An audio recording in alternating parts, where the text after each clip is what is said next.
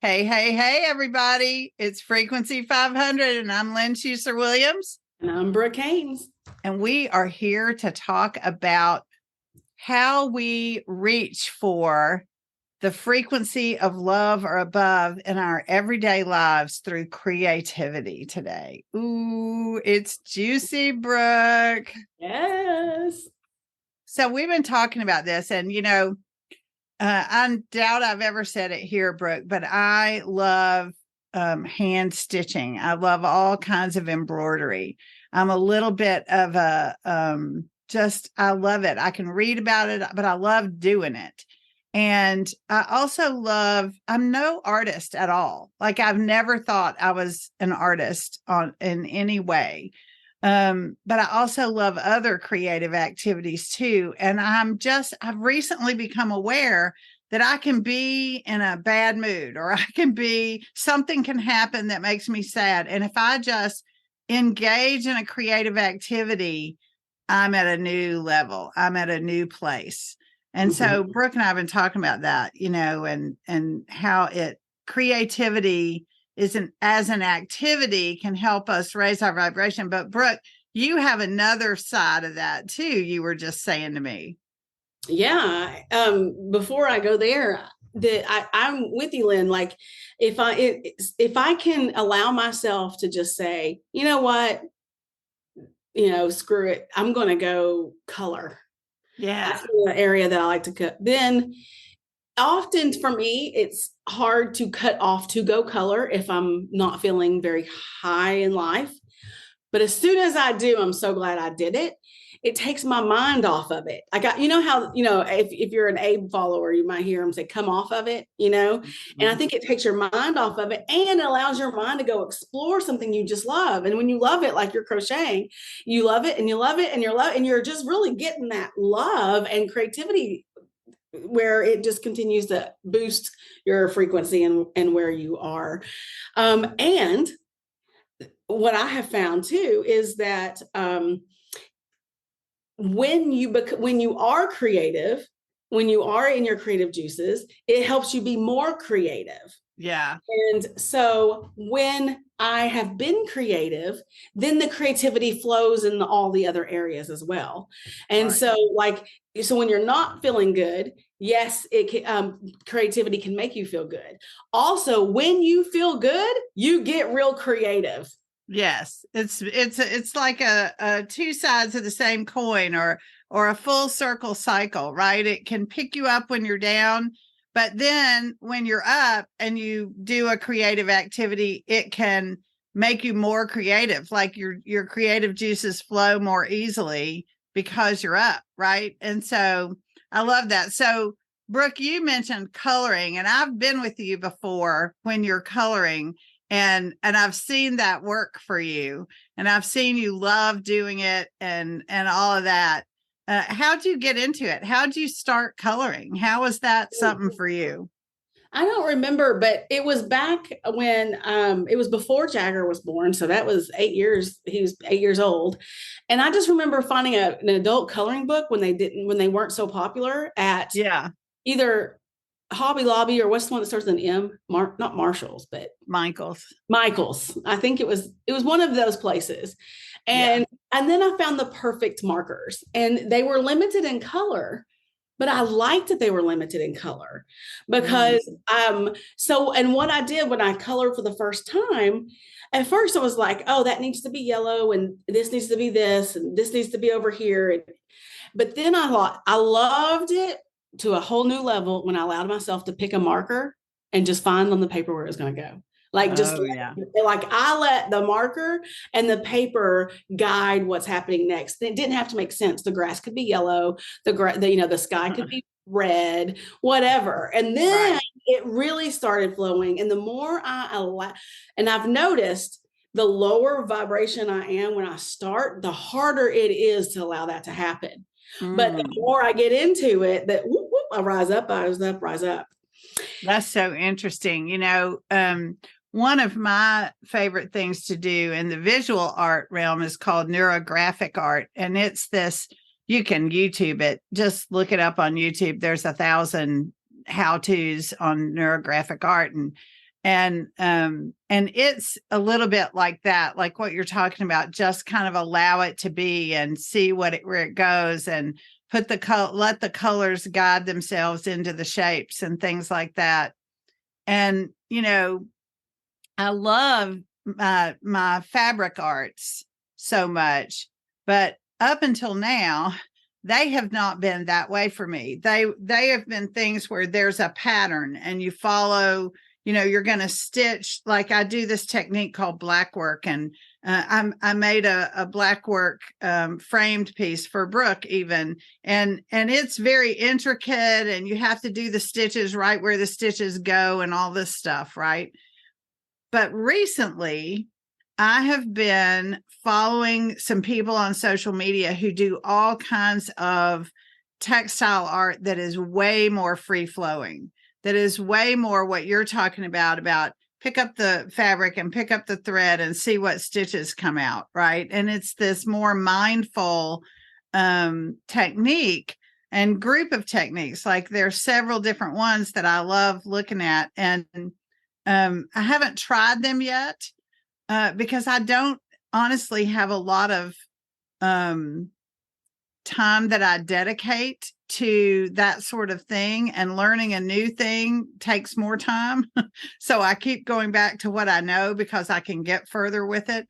But I'm really playing around with this idea of the creativity activities that are more free flowing, because I feel like I'm going to get something out of that experience that takes me to a level that I just haven't been at yet.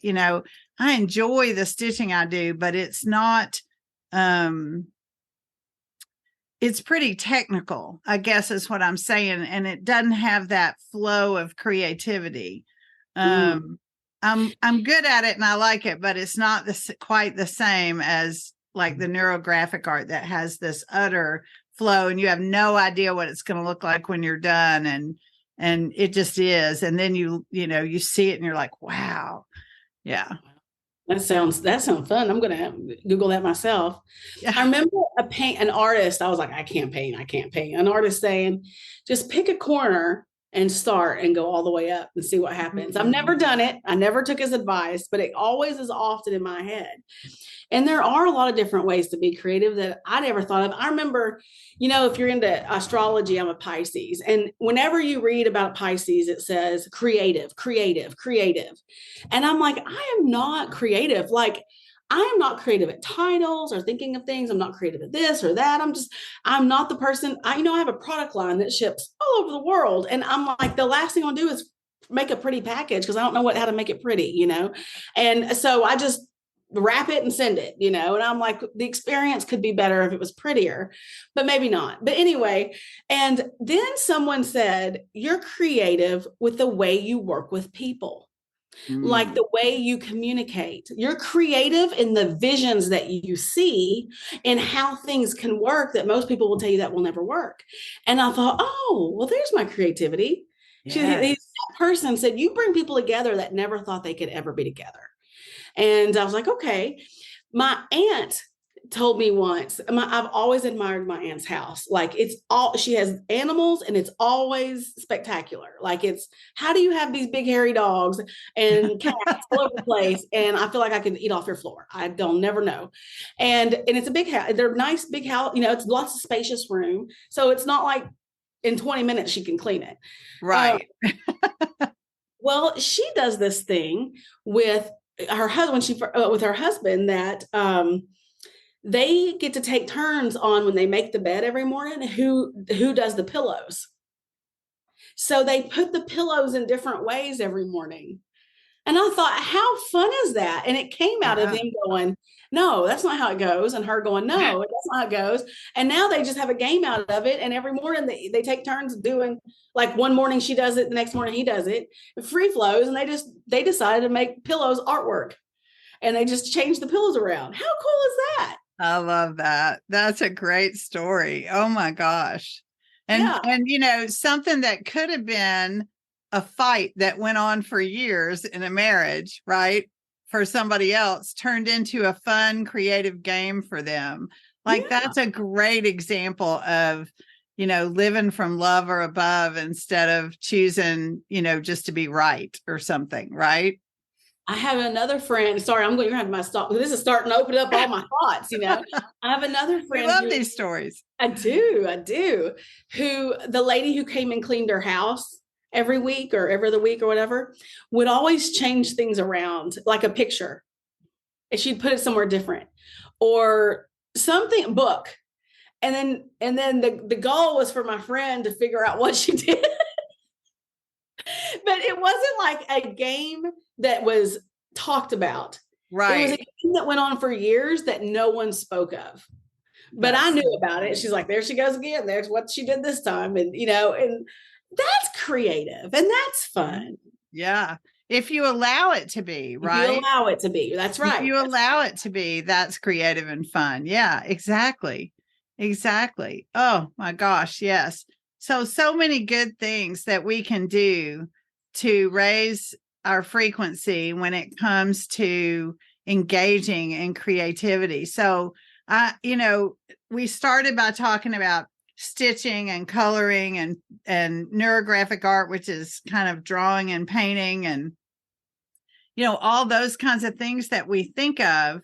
And, maybe our listeners have something that they used to do, right? Maybe, they learned to sew or knit or draw or paint or something when they were young and they haven't done it in a long time. Or maybe it's more like what you were saying, like be creative in how you communicate or what you're doing in life, but what are, we keep saying on this podcast, Brooke, that we want to hear your stories of how you engage in living from love or above.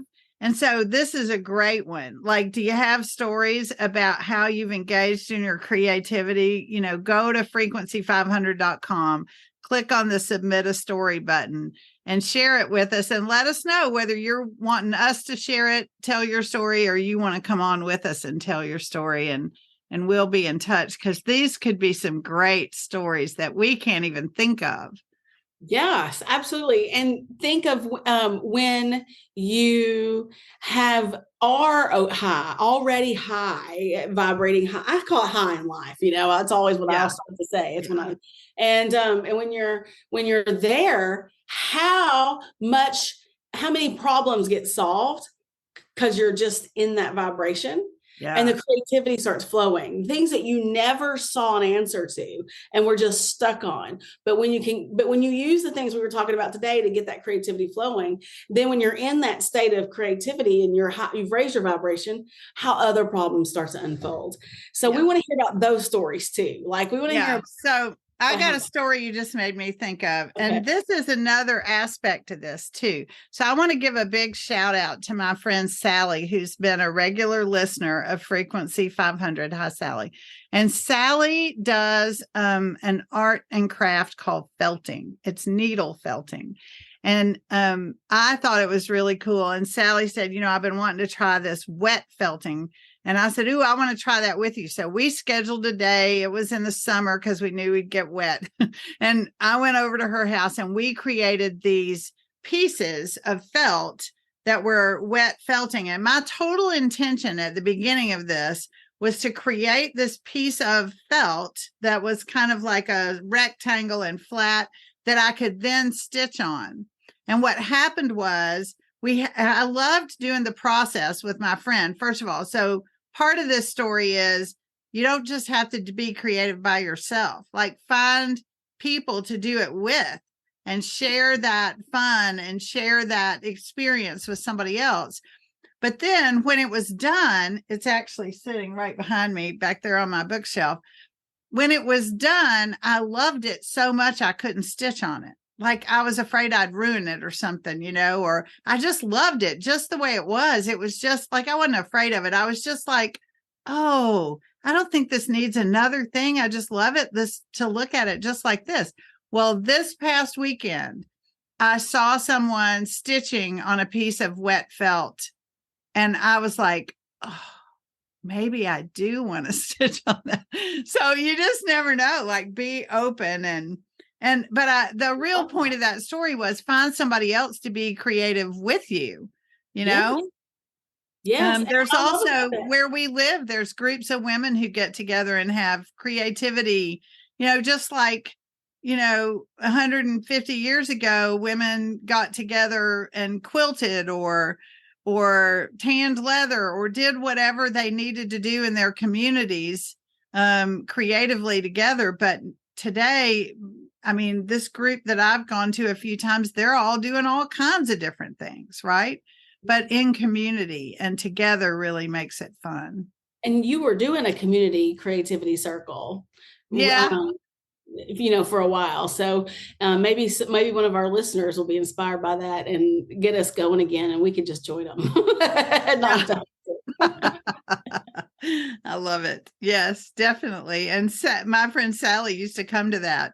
We had a little circle called Creativity and Conversation. And we always said, whatever you're working on, bring it. It's not just, for one particular type of craft. And if you're not working on anything, but you just want to come for conversation, do that too. Like, it was truly creativity and conversation. So if listeners want to get inspired by do that, create your own creativity and conversation group. And it can be one other person to start with, right? Right. And even if you don't have that one other person, go to a coffee shop and sit there and do your thing, and somebody will come up and go, wow, that's cool. What that about used to happen to you all the time? It used to happen to me all the time. Yeah. So yeah, that's how we would invite new people to the circle. Yeah. Awesome. Well, this has been fun, Lynn.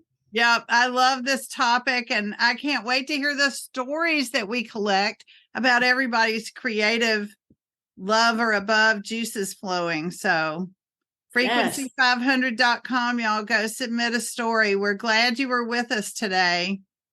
Oh, all right. May your creative juices flow. Absolutely. Bye, everybody. Bye.